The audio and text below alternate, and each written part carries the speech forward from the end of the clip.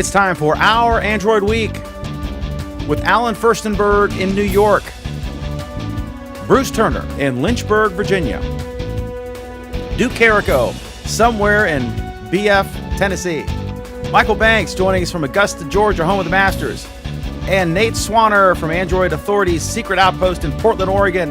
It's Our Android Week. Hey, welcome everybody. Thank you for joining us. Great to be here. Hopefully it is for you as well. So first topic is this interesting story about Amazon. They're going to allow in-app purchases of Amazon products in the Kindle and in the Amazon App Store for all things Android. So what this means is that Nate Swanner did an article. He'll be hopefully joining us soon. He's got a thing that ends in 15 minutes, but he said it may go long, so hopefully he'll be joining us. But what this means is that if Michael Banks, if you write an app, that you'll be able to have some sort of option to buy an Amazon product. I'm not sure what the practical application is here, but the practical motivation here would be that you would get that affiliate revenue.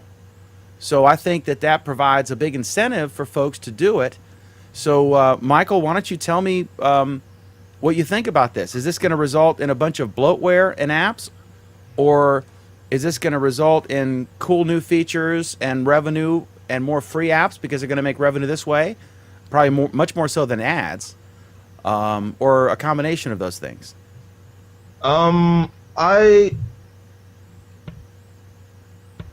possibly see where it could go either way. I mean, from the experience edit, it's like crazy dangerous, like for the fact that Amazon already takes so much of my money, because like they're basically incorporating the one-click purchasing button inside the app. So like if you want to buy something, you can press it and you bought it. I mean, it's that's going to be that easy now. I mean, sure, you can make an app that, hey, once you click this, you done bought something. It could be like a spam thing to get you to click something, but I mean, well, we would have to see how Amazon polices that up and see how strict their terms of services are and how much they moderate their market. So I mean, it can go either way. I mean, the benefit though is that it's made the in-app process so much better, because before you would have to get a link. It'll push you out there to the internet, to the browser, and then you have to go purchase it that way. So, I mean, it's definitely a step forward as a marketplace, but it could go either way as far as quality control. I'm thinking about that grandmother who's addicted to the Home Shopping Network, whose son bought her a Kindle Fire for Christmas. My mom is 75 and she loves a Kindle Fire. She's an Amazon Prime subscriber. There's no hope, Bruce. Yeah, the grandma's going to be one click and everything, buying that pasta roller and everything else. Oh, look, there's something else. I don't have that KitchenAid attachment. I'm going to get all new Tupperware. There you go. Do you think this is genius, though, isn't it? Duke Carrico, this is absolute genius for Amazon. I think it's great. I think as far as whether it's successful or not, I think Michael touched on exactly my feelings. I think, one, it depends on the app, and it depends on how it's used within the app. I mean, if you're playing a game, I don't care too much about, buying more coins or bingos or whatever you might be buying to advance in a game. But, I see this as, here's my real cool app, and, it's free, and I grab it off of Amazon, but it's got all of these other features in it that I might have to pay for to activate those features. That's a win. I've done that a couple of times with a couple of apps, and I think this is good. It's good for Amazon, and man, let's see where it goes. I mean, it can be abused. Don't get me wrong. I've seen those apps to where, they're using a combination of advertising and pop-up, so forth, etc. No, that's not a winner, okay? But used correctly, it could be very powerful and profitable to the developer. So way to go. let me ask Michael a quick question. You're a developer. All of a sudden, you have this new ability that if you release an app in the Amazon App Store, you can add products from Amazon that people can buy, and you're going to make a commission. So, if you were so inclined, all of a sudden you're motivated to find a way to do this. What's a practical application? How would you go about? I mean, can you think of anything that? Because like now you're scheming. You're like, okay, you know, what kind of app can I come up with that will cause people to maybe like the best secrets of how to use a cooking appliance, or an app that tells you how to fix any problem with your car, and you can buy the parts, right? You know, and here are all the parts you need. Here's the list, and click, click, click, click, and you're making cash. Can you think of ways that this would be that kind of app would be very beneficial to the consumer and the developer? I think you'd make a fortune with the affiliate revenue compared to ad revenue, or the 99 cents that most of these apps cost if they're not free. Potentially you could make some money, but right now probably not likely. I know the best way I see it, because this is basically you're doing an ad. That's all you're basically really doing. I mean, you get commission off the ad, but it's really you're going to do an ad. I mean, the apps are going to be basically the same. It's going to be the same. It's just more ad. I think the way this will work the best is probably an interactive app, sort of a magazine style, and like you'll see one of the different items in the magazine, you might want it, and then you press it, and then it gives you the one-click option to buy, and you bought it. Now you get the revenue from that. But as far as apps, other than that model, I don't see too much of how you're going to make a lot of money other than showing up ads. I can give you an example. There are a lot of audio apps for recording audio for iPhones and Android phones, like Boss Jock Studio would be an example. And there can be all kinds of things like dongles and cables, maybe a microphone that you could get that would work really good, that it works really good with this particular app, and you can one click and order that USB dongle with an XLR connector on it, or that ATR 2100 Audio Technica mic. So, you know, something like that. Yeah, or you know, if you have an app that's on drawing or artistic type stuff, you got to click for certain types of paints or brushes, something like that. Another thing, Bruce, is imagine like I like Flipboard, any of these news consumption apps. Mm-hmm. You'll flip through, and then all of a sudden you'll see an ad for a product, or whatever. What if Flipboard figured out that they're getting 0.00 whatever pennies per one of those ads if you click on it? At the same time, they know what you're looking at. They know what topics you're in. They know if you're in our Android Week magazine, or if you're looking at food or sports or what have you. And they could, instead of delivering ads for that they're selling out there, they could be coming up with their own things. Like, hey, have you tried the new whatever product? Click here to buy it, and it sends you right to Amazon. I wonder if this will diminish the ad inventory for folks who want to buy ads and reach folks like us, because these app developers are less inclined to have an ad when they can simply have their own product, basically make their own ads for products for Amazon, because they're going to get a lot more money if you click and buy that thing on Amazon than 0.0001 cents or whatever it is if someone clicks on an ad. Do you think that's an issue? And then we can move. Yeah, I think it's a good point. Possible, yeah. That's what I'd be thinking. This is Mm-hmm. I think it's interesting, and Amazon's very innovative and good for them. They know what they're doing, so we shall see. Okay, next up, we've got BlackBerry may spin off BlackBerry Messenger, likely for sale down the road. I remember back in the day, a lot of kids liked BlackBerry Messenger. It was real-time chat, similar to text, faster than texting. You can kind of see when I had a BlackBerry. You could see if they're typing, I think, and it bypassed the text messaging, because text messaging never should have cost anything, because it didn't use data, it used the voice connection. So it was on top of that, and it was just a way to, like baggage fees that the planes didn't used to charge for, and then they did. But a lot of kids, because they didn't want to, these stories about running up huge text bills, they would buy Blackberries because they could text their friends, and then all their friends would get Blackberries because the hot girl had a Blackberry or the hot guy had a Blackberry, and that's the only way you could, text them. So now, I mean, I'm not sure what the market is for BlackBerry Messenger beyond government or industry that requires a BlackBerry. But do you guys have any thoughts on this? Anybody? Are the days over? Is the clock ticking, or is there still value for BlackBerry Messenger? Because this story is about that they're likely to open up for iOS and for Android. What do you guys think? I think you got too many Snapchats and other things now that kids are into.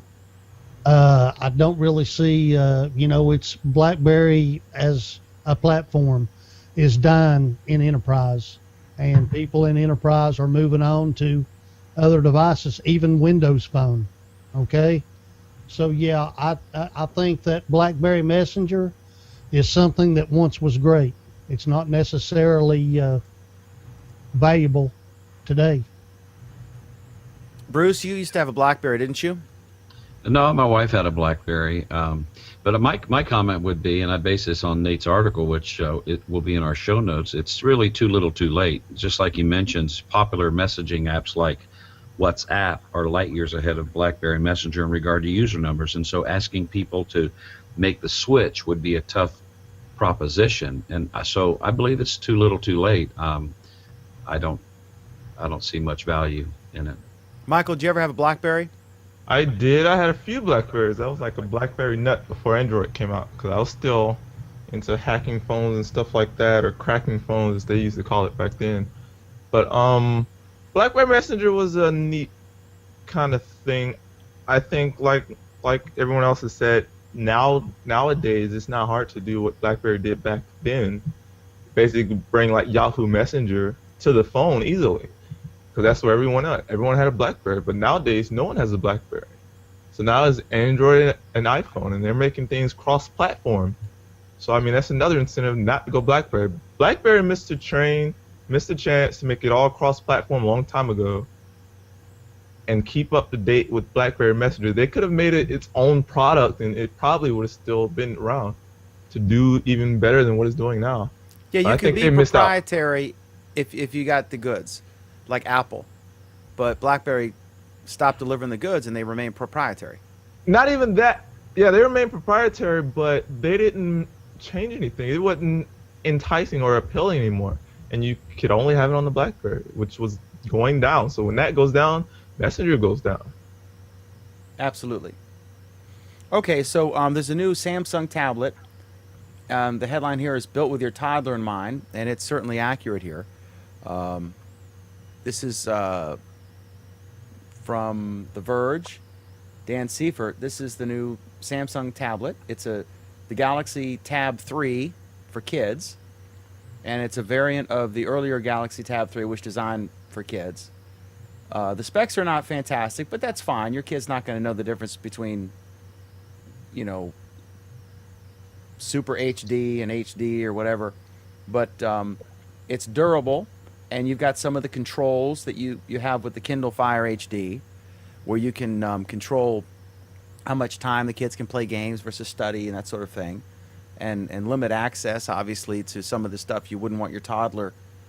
It's just safe. It's a safer solution than giving your kid an iPad and or a Nexus tablet and letting them do whatever while you're, on the phone or something. I think this is a good thing, guys. What do you? We're seeing more of these. I mean, these are.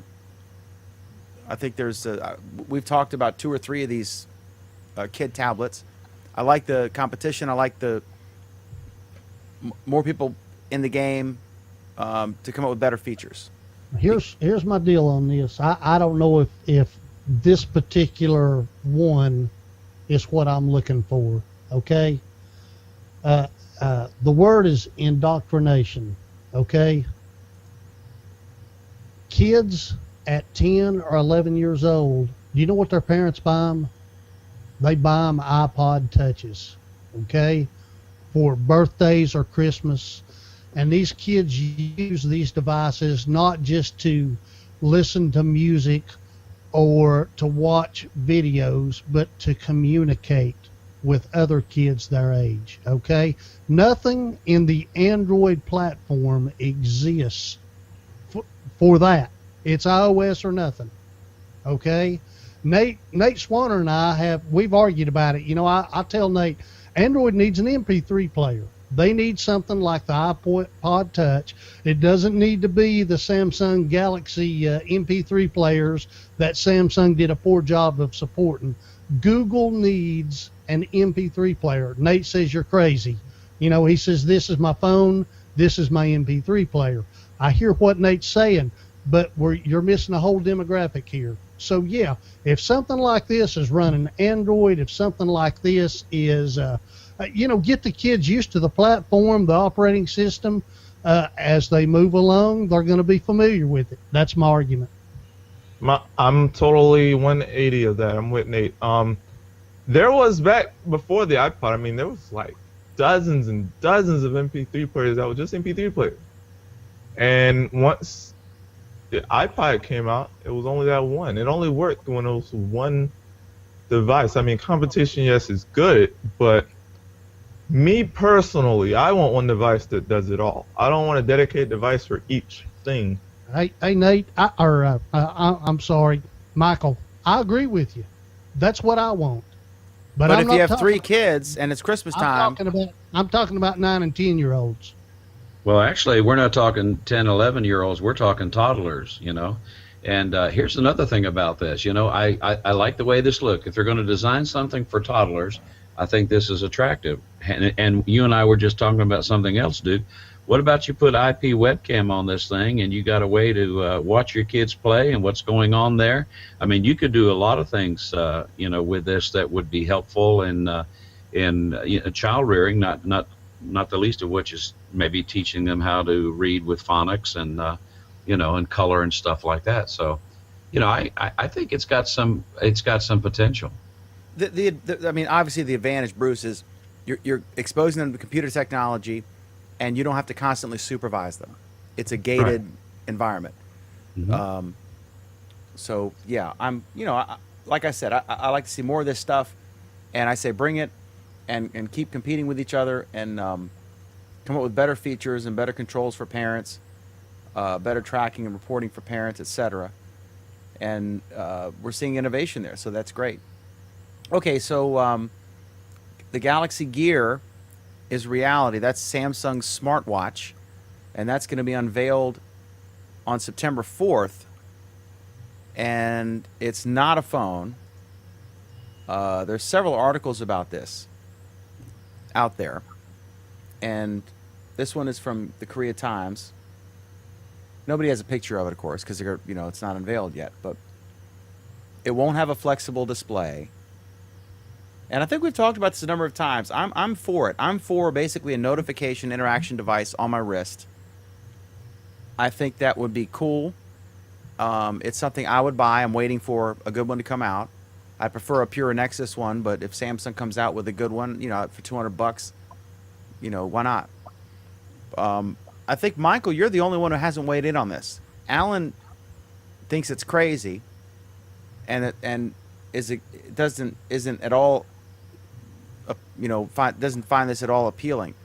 Would you be interested in something that, if you're driving or walking or doing whatever, like if right now, if you got a notification on your phone's probably off. If it's vibrating, it's sitting on a table, it's going to vibrate and make an audible noise, or it's going to ring, or you're going to miss a notification because it's silent. If it's on your wrist, it can vibrate and it doesn't really make an audible noise, only you hear it.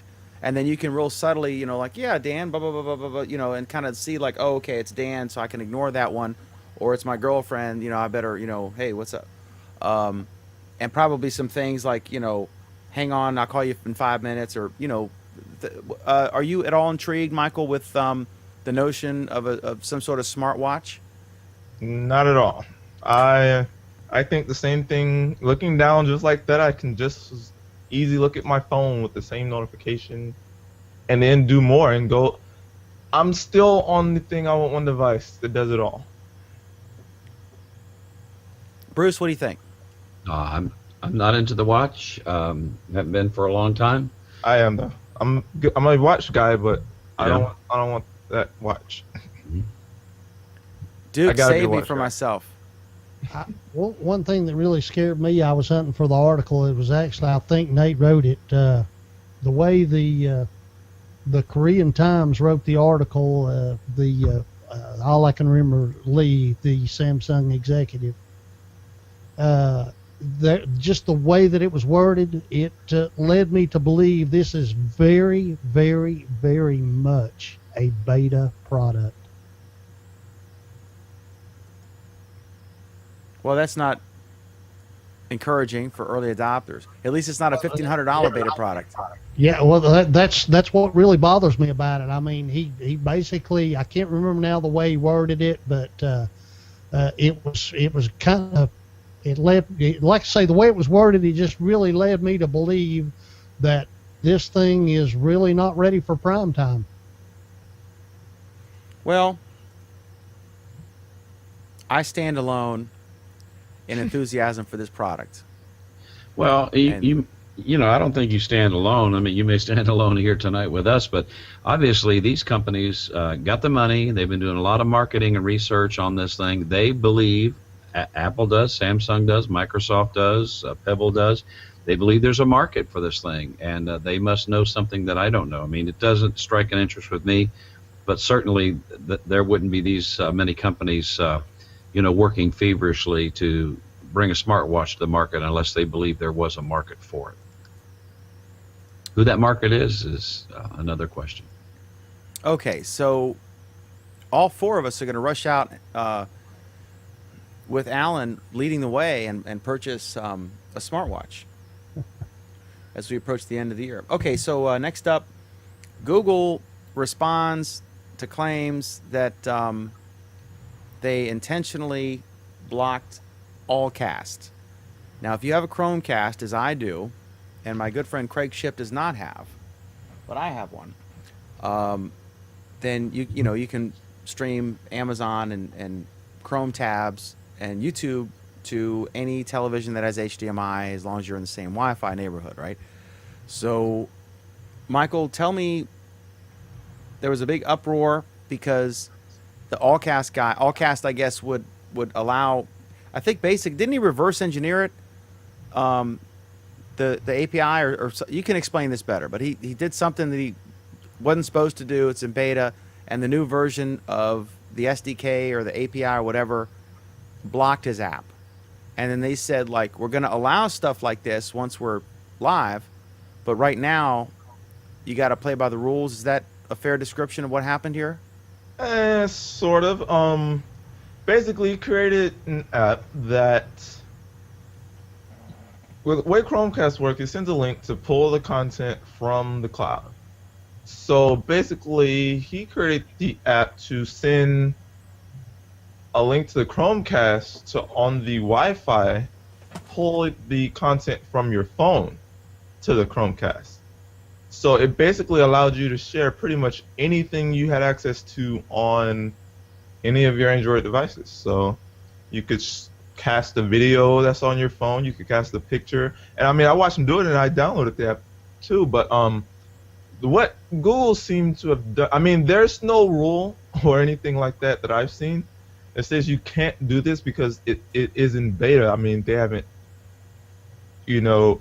put these restrictions in, but the reason for the uproar is that lately Google pushed out an update that took out the video playback functionality that he was using to do this. And I mean, he was saying that they were doing it intentionally. And Google put out a statement that, this is still beta, we push changes all the time, some things may break. But I mean, it's just like a gray area because no one really knows exactly what happened if it was intentionally. If it was intentionally, then I mean, that's something that people are in uproar about. But if it wasn't intentionally, it's a weird coincidence. But I mean, I didn't see an issue with it. It worked. But I mean, we have to see what Chromecast. But I know Chromecast itself, I mean, started out great, but it seems to be losing traction, in my opinion, because Nobody can get it. well, not that, because you can get it 2 to 3 weeks. I mean, but the fact that it's limited to YouTube and Netflix. But I mean, with these like apps like AllCast, it provides more functionality to it, more reason to buy it, and they haven't released anything yet. I still think it's a win because every single television that exists Oh. out there that has HDMI, It's a win because it's $35. it's $35. You can, I mean, you could turn it into smart TV with, you know, Apple TV, Google TV, etc., Roku. But now for $35 and no wires, you can make this thing hum. Well, I wasn't in an uproar, but as you can see, I've got the AirCast installed on my phone. I got the Chromecast early. I wasn't supposed to get it until next week, but Google found some and shipped out a bunch of them last week, and mine happened to be in them. The thing that intrigued me about the AirCast was not just playing stuff right off of my phone, Michael, but when you opened up AirCast, you were able to stream, and this was cloud-based. You were able to have it go to your Dropbox account, go to your Google Drive account, pull down the link from that which is in the cloud and stream it there. And I was really, really excited and looking forward to that. But alas, I haven't been able to test it because of the update. So but I wasn't in an uproar about it, but I was disappointed. And you know, the other thought, and I'm not sure if this was in Nate's article or not, but you know, whether or not they did it intentionally or not. But what was the reason for blocking this? Was it that they were concerned that this might hinder their ability to negotiate with the movie houses and stuff like that, the deals, because people might be streaming illegally downloaded content that they have? Or Anything's a possibility. I don't think anyone knows exactly why. mm-hmm. And then when you said, Dan, you said, you know, they said that we're going to have functionality like this, but not now. I mean, why not? Yeah. Now? So it was much ado about nothing, and probably more to poor communication than anything else. And so we'll see. I mean, this will be a non-story once they're done. But the Chromecast has a lot of potential, and it'll be exciting to see what people come up with. Timing is everything. Yeah. And we got a comment from Joshua Hughes on the smartwatch. Yeah. And this Yeah, is I've an got it interesting here. comment. Go ahead, Duke. Yeah, Joshua says that if he's gonna be wearing something on his wrist, he'd rather it be something slightly larger, which could replace his phone entirely. And I hear you, Joshua. Yeah, just real quick on the Chromecast. Listen, I think the Chromecast is a cool device for the price point that it is. But I thought that AllCast was about the most exciting thing that had happened to the Chromecast. And, you know, Google's got the API. They're kind of directing the future. Maybe they know what they're doing, but I think they killed the coolest thing about the Chromecast to this point. Okay, so there we have it. Next up, we've got the Department of Homeland Security and the FBI are worried about emergency services using Android. So your local police department, fire and rescue, sheriff's department, they're saying that I guess they've had an investigation. They've outlined security concerns about the use of Android by emergency service personnel. And it's an unclassified report marked as for official use only. So I'm guessing this is sent out to your local police department, right? And they're saying they recognize Android as the world's most widely used mobile operating system, and that its popularity makes it a primary target for malware attacks. They a particular worry that 1/3 of Android phones still use 2.33 through 2.37, and the report actually says 40%. But unfortunately, all these versions have known security weaknesses. This is first of all, most of these guys are using. Here are my thoughts. That they have expensive Motorola radios. I've got a police radio in my car, and it's a Motorola put out. It won't transmit on their frequencies. I could use it for two-way with our newspapers, but they have this equipment, and they have laptops. The police department, the sheriff's department, they use their phone. They might have an official phone, and they might get like if on the radio they're saying someone wants you to call them, and they don't want to say that over the radio, then they'll say, "Well, send it to my phone." So, but it's really low risk stuff that in the use case I see locally, that it's not like 911 calls are being patched, to your Samsung phone. They're going out over the radio or your laptop through some probably horrifically expensive network. What do you guys see this as? And the villain here is the phone companies and the manufacturers, neither of whom have any financial incentive to upgrade your old phone, because they want you to buy a new phone on the manufacturer side, and the phone company wants you to buy a new contract. Thoughts on this, guys? I replace that Android 233 with a Blackberry Z10 or something. I don't know. I think this is a lot of fluff. I think there's probably about there's some truth to this, but I don't think it's to the level that it's being made to sound. Well, how many police departments provide cell phones for their officers? Is that some kind of common practice? Yes. It is? Yes. Okay. Well, then I think, if they're going to provide, equipment, they ought to provide the best equipment they can. I think the admonition here is just to make sure your phones are patched and you're using something that's secure. At the same time, it's your budget. You're the one paying for it. Right. Exactly. Okay, so we're all afraid for our public safety people who use Android.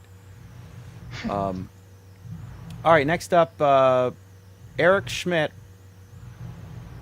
Larry Ellison was on CBS. I think it was Charlie Rose was interviewing him, and there was this gigantic lawsuit about Java and Android, and if I attempt to describe it, I will look like the idiot I am on this. So I'm going to go to Michael Banks, who's going to save me here.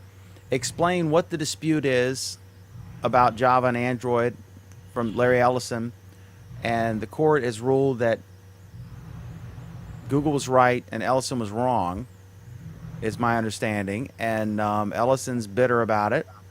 And Eric Schmidt did a post a couple days ago saying that when Larry Ellison said that Google was evil, acting evil in this case, and Larry Page was acting evil, that he's incorrect. So tell us, in layman's terms, what the case is about and what your thoughts are, Mr. Michael Banks in Augusta, Georgia. This basically was about when Android was built. It was built on Java, and that. Well, first off, Larry Ellison, I don't know why he even brought it up, because this is like a year-old case. We talked about it on this show. I remember me and Alan arguing about it. But it's basically the concept of our APIs patentable, meaning our processes, the way you do something, is that patentable. So, if you, can you patent the way you read a book, if you read it left to right? It's almost that. Java is an open language and platform, and Google used that open platform to do something that they were going to do. Now, the court ruled over a year ago, that Google was in the right, basically, or that Oracle can't patent APIs. So, I don't even know why he brought it up, because this is old news, but I'm shocked Eric Schmidt even made a rebuttal about it, because I mean, they already won the case. They already been, it was already decided in their favor. I wouldn't even reply to Larry Ellison. I mean, it just shows you how late on the news he really is. That's over a year old. Anybody else have any thoughts on this? Yeah, I agree. I agree totally with Michael. I think it's all bitterness, and I think Larry Ellison needs to get over it. I really do. It's they were won in court. I don't know what his deal is, and you got to wonder really why did Oracle buy Sun? I mean, why did they? It's looking more and more like they bought them to sue Google, and that didn't work out very good for them. Okay, so score 1 for Eric Schmidt, and not for Mr. Larry Ellison.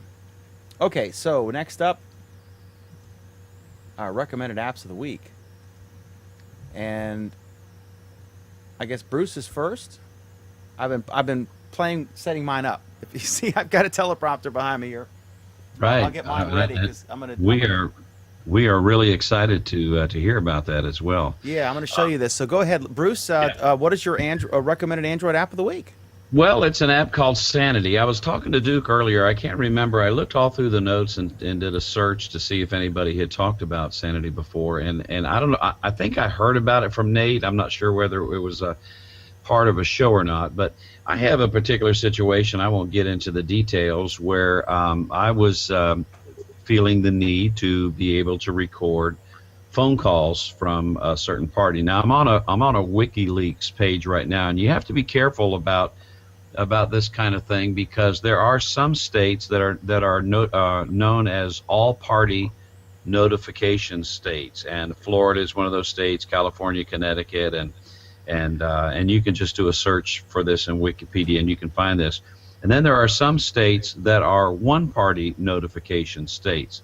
And the state of Virginia, where I live, is a one-party notification state. Now I'm going to go ahead and quit doing my screen share and let you see a little bit of the app actually running on my phone.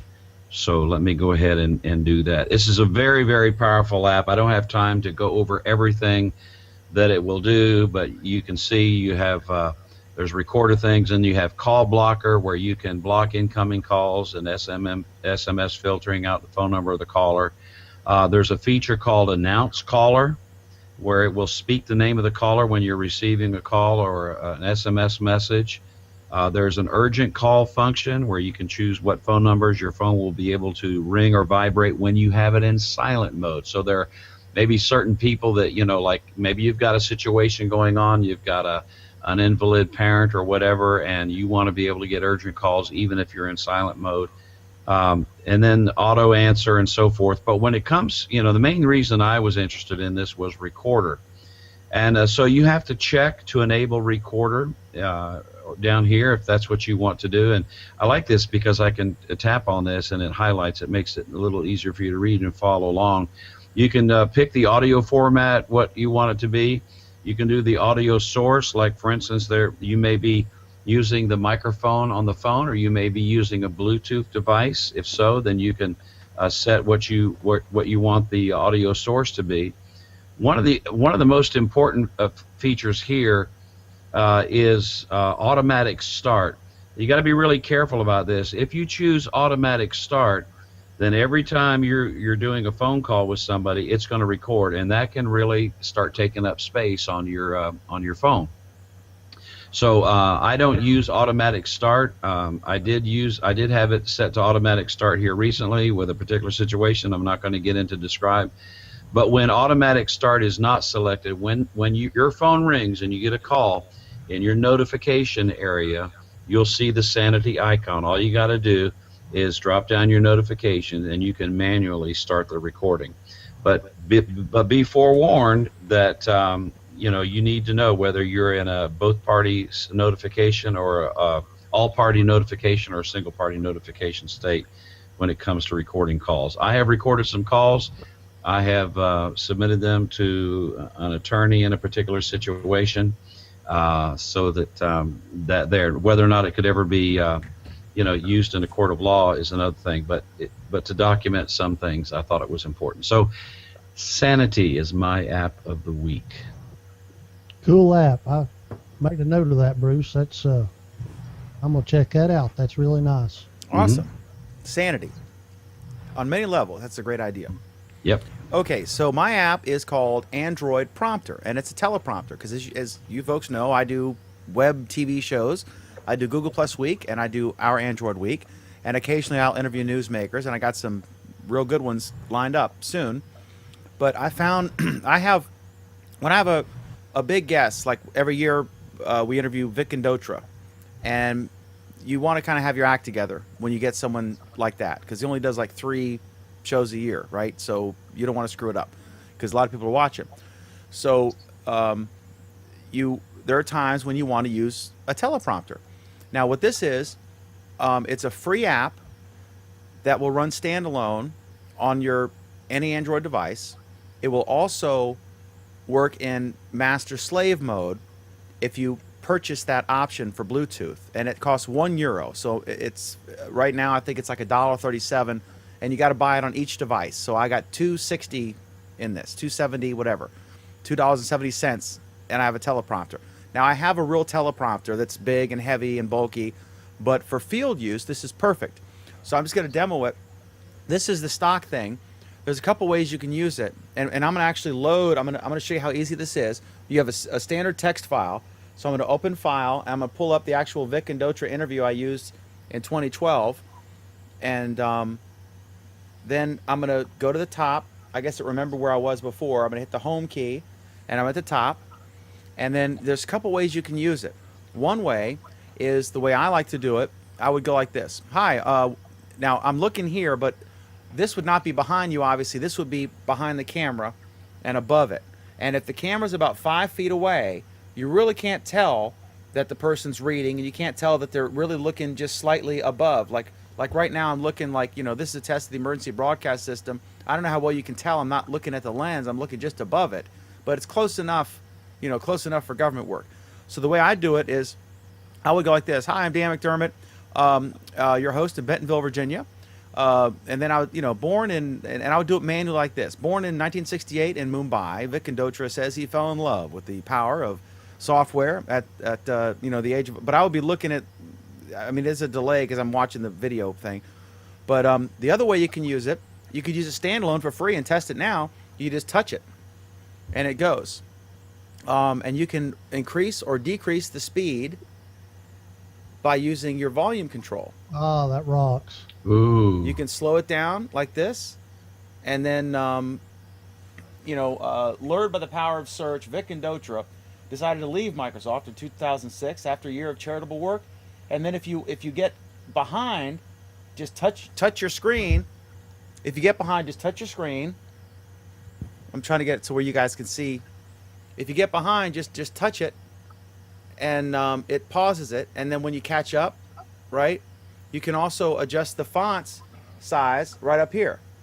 You can make the font bigger or smaller so that you can put it 5 or 6 feet away and you can still read it.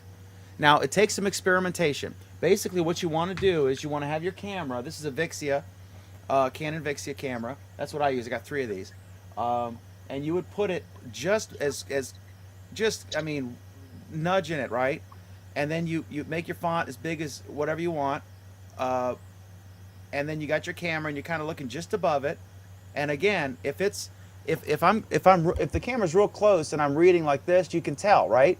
But if I'm 5 or 6 feet away, or as far as you can go and still see it, then it's a movement like this. You really can't tell I'm reading. So 5 or 6 feet is a sweet spot. And this app is fantastic. The developer had an issue, and he emailed me within an hour, and he's in Europe.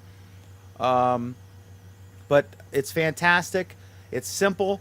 I love it. And it's going to be great for field use because right now I just have this thing. I think Bruce is the one who told us about this, or maybe Craig Ship. But this is the little device here. So you would have two tripods. You'd have your tripod for your camera, which is over there, so I'm not using it. And then you'd have your tripod to hold up your Nexus 7 or any tablet, any Android device. You could even use it if you were on if you were using a webcam. I could see this fine just on my phone, right? And what's really cool also is even if you're holding the phone as your controller, even though the phone is in portrait mode, this remains in landscape mode because I told it to, right? So I can go up and down, and I'm controlling what's on the screen there, and you see a slight delay, but there's really not much delay live. I'll show you. I mean, it's pretty quick. You can see the two back to back. So if you guys have any questions about this, I can answer them, and I'll check the comments here. But this is a great. I recommend it. Android prompter, and like I said, it's $2.60, and you have a teleprompter. And if you've ever tried to buy a real one, they're 4 figures and up. So this is a really cool thing that a 14-year-old could afford, and be able to do professional quality long form narration if necessary. You guys got any questions on this? Because I know you all do videos. No, I don't have any questions. I was really interested, and I thought that was a great demonstration, and I appreciate it. It's great. Duke, we're gonna see you up your game, baby. You're gonna have these long intros. I'm Duke Carrico. Android prompter will definitely be on my Android devices. I really like that, man. Yeah, and I was thinking. I mean, I don't know, but you have a hot shoe on a lot of cameras and stuff like that. Wouldn't mean if somebody came up with a mount, you could put your little Note 2 right on top of the camera or whatever like that. We're fixing to do some video podcasts for our company addressing common questions people have about the Affordable Health Care Act. We've got a website and everything, and we're going to be doing recording 12 video podcasts with our CEO and our medical director, Dr. Andrea Miller. And I've got I've got my webcam, and I'll be doing it just like we're doing here right now, and I've got a real nice video intro. But I can certainly see how having my Note 2, at least for the introduction, where you have to be real careful. Now when you're switching cameras, and I've got the camera on somebody else, I can be goofing around and nobody knows what I'm doing. But especially when it comes to the intro, like you demonstrated with Vic Condotra, that's really, really important to start off polished and professional. Yeah, because your Q&A informal afterward. Right. But the intro, especially if you're doing a biography or something like that, like when we did, it would have been I didn't have a teleprompter when we did Craig Newmark from Craigslist. But when you get that level of guests where you're nervous anyway, right? Yeah, because you got a big shot. This is my script and they've got this scripted out. We use the DeMoss Group as our public relations firm, and they're a well-known public relations firm. And so I've got the suggested spokesperson, the topic, the suggested discussion points, and I've got all that written down. To be able to have that on a teleprompter like that would be huge. Absolutely. Hey, Dan, I think you touched on this in your presentation, but Rich here is wanting to know what's the new webcam you're using. Are you mic'd as well? The quality is very good. And you said that was the Vixia? I am actually using a C920. The reason it's better is it's not a Hangout on Air. It's actually YouTube Live. So I'm running 4,000 kilobits per second, true 720p, and I could do 1080, but I've got to zoom in on this camera. So if I'd have to have the camera like this close to be not zoomed at all, but yeah. So I'm using the cam's like $60. The microphone I'm using is this. It's a Shure KSM 32. It's about $500. They make a $1,000 version and a $500 version. They're both studio large condenser mics. They sound identical. The only difference is the $1,000 version has multiple patterns. Like if you had a bluegrass band and you wanted to be able to, in certain cases, have a wide angle to capture the whole band, and in other cases, if you're doing a voiceover, you just got the narrow band. I don't need that because I'm one guy with the mic. So it sounds exactly the same. So I say $500. But I'm just using. I got LED lighting.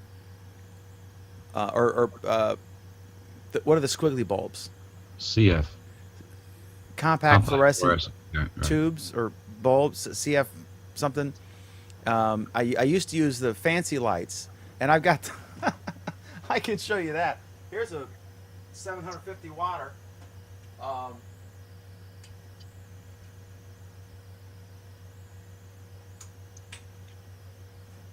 Now I got 750 watts on me, and you see it's super bright. And I got some color problems because it's actually at a bad angle. But I used to use this, and I would just sweat during the show profusely, and sometimes they blow, right? And you can see flaws. You can't see, these are more forgiving. But I just switched to these because it's a nice 70 degrees in here now, and I use the GE Reveal brand of compact fluorescent bulbs or tubes, whatever they're called. So I have two on each side. Sometimes I turn the third ones on, and then it would be the equivalent of 600 watts. That one light was 750. So, and I used to have two of those, so it's a $500 mic, a $60 camera. I'm using Open Broadcast software, which is a Wirecast alternative that's free, and YouTube Live streaming. So that's my, and a Mackie mixer because my Persona Studio Live needs to be fixed, and I'm thinking about getting an Allen and Heath Z USB mixer. And there you have it. And I'm streaming this on an HP computer that's like 3 years old with a duo core quad processor, so that's pretty ghetto. But okay, so Duke Carrico, what is your recommended Android app of the week? All right. But I enjoyed hearing about your studio, Dan. Yeah, Thank you. man. My app this week is IP Webcam, and I've mentioned a couple of times on this show, I've got an old Motorola Atrix cell phone, and I'm constantly looking for uses for it. And I've installed Groove IP on it. Basically, it is my MP3 player, Michael. But IP Webcam, this is something that I actually caught on the Twit network, and it's so easy to set up and install. Basically, all you do, you install this app, you kind of pick some settings, and you start it. It gives you a web address. When you get a web address, then you type this into your browser, and it gives you some options. And there's several things here that you can do, depending on if you want to stream it to a location. I'm just going to pick right here that I'm going to use the built-in viewer, and there I am. And I've got a Motorola Atrix sitting over here beside me. Yeehaw. Well, I got to wondering about it, and I was all I did was just go out and created on my personal site a web page and embedded this address that it gave me. I'm gonna refresh it here, and I was actually able to put out on my personal page my IP cam broadcasting me live on the internet within my homepage. There's several other things that you can do with this. I think what I'm going to end up doing with it is I'm actually going to mount it in a window upstairs that overlooks my backyard, and when I get homesick and I want to check on my dogs, I'll be able to pull up and check my dogs in my backyard. But yeah, man, IP Webcam, it's free. It's super simple to set up. I mean, literally everything that I showed you, I had up and running in less than 5 minutes. Very cool little app. And just so you know, Bruce, ain't no W in window. But there is a W in a dog. And my Ain't dog. no W in window. But there is one in Texas. Michael Banks, what is your recommended Android app of the week, sir? Alrighty, I have a Android app of the week, but I got to do a little backstory. So mine is called Summall. It's basically a analytic engine, so to speak, but and it's ironic that you see an iPad. That's what they have on their homepage, but it's cross-platform pretty much. And the neat thing I like about this is it has so many platforms. There's Twitter, Facebook, Google+, Instagram, YouTube, Foursquare, Tumblr, WordPress. I mean, it just goes on and on. PayPal, Amazon. I mean, this would work great for those that use that Amazon in-app feature, you can use something like this to track your cost and revenue. So, but one thing I love about Sumall is its analytics. Is like it's very modernistic because you can control it from like what time frame you want. You can set it to a certain time frame, and that works on all platforms. And one of the neat things like is that it's Google Plus analytics is that it shows you the people, like your people. But one of the things I like that it does on most of the social platforms is advocacy. It gives you advocacy rating, so it shows you like the number of times you post that were +1, commented on, or reshared. It calculates how popular your post was, or something that, you know, it doesn't. Everything's color coded, very modern, it's very easy to set up. But the Android angle to this is that there is an Android app that goes with it. And for the Android app, I mean, it's a simple, clean UI. I mean, it logs in, and like we were talking about before with the Amazon in-app purchases, it shows you your revenue. It can show you discounts. It can show you basically any of the information that you can get from your in-app purchases, and it's a way to track that. So, I mean, and it's free. So, I mean, analytics doesn't hurt. So, that is my app. It's called Sumall. Sumall. Spell that for us. Sumall. For those of us in Kingsport, Tennessee, I love Duke. Oh my gosh, he's like my favorite panelist, I think. Michael, if folks want to find out more about you, what's the best URL? Or I guess your Michael, your Google.com/plus Michael Banks, right? Yes, sir. And then michaelbanks.org. Yep. Awesome. Duke Carrico, what's the best way for folks to find out about you? Probably just check me out at dukecarrico.com, buddy. Awesome. Or if you're in Kingsport, Tennessee, they're at Shoney's for the Sunday buffet after church. Got one right down the road, man. Speaking of Sunday buffets, Bruce Turner, what's the best way for folks to find out more about Bruce Turner? Oh, probably Blue Ridge Bruce is my Facebook name, but Morning Manna is a podcast that I've got 2,212 episodes. It's a morning devotional, weekday mornings, Monday through Friday. Nothing really deep. Usually runs anywhere from 6 minutes to 9 minutes, and it's designed really to help people to get a spiritual focus for the day, just give you a thought. So, yeah. Something Michael and Duke and I could probably use more of, I'm thinking. Actually, I've listened to a few of his podcasts, and they're very good. Very good. I enjoy them. He could read the phone book, and it would be awesome. Absolutely. I agree. I remember after Whitney Houston did the national anthem at whatever it was, the famous national anthem she did live. Her mom called you up. So you sang the Star Spangled Banner. What's next? The phone book? Because she like just nailed it, you know. A classic public domain song, and good for her. Dan, I just think that we would be remiss if we ended the show without mentioning that several of the YouTube viewers are pretty sure that Nate didn't make it in here tonight because he's watching Miley Cyrus BMA reruns. I had to get that out there. I think, obviously, I didn't want to embarrass him, but that's clearly the case, because he was trolling me about that earlier today. So, yeah, I can troll him back. Folks, our Android Week airs, it was at a special time this week because of scheduled YouTube maintenance last night. And we're here from now on, back to our regular schedule, Monday nights, 9 p.m. Eastern Time, 6 p.m. Pacific. Please check out my friends here who were on the show. That's why I do this, because I get to talk to people smarter than I am and learn. And hopefully the viewers can learn something as well. Also. Boy, that was bad. Anyway, I need a teleprompter, see? I need to get my teleprompter out.